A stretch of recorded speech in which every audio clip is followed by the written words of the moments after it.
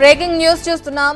శ్రీనివాసరావు చేసిన ఆరోపణలపై director SS Rajamouli ఇప్పటి వరకు రియాక్ట్ కాలేదు.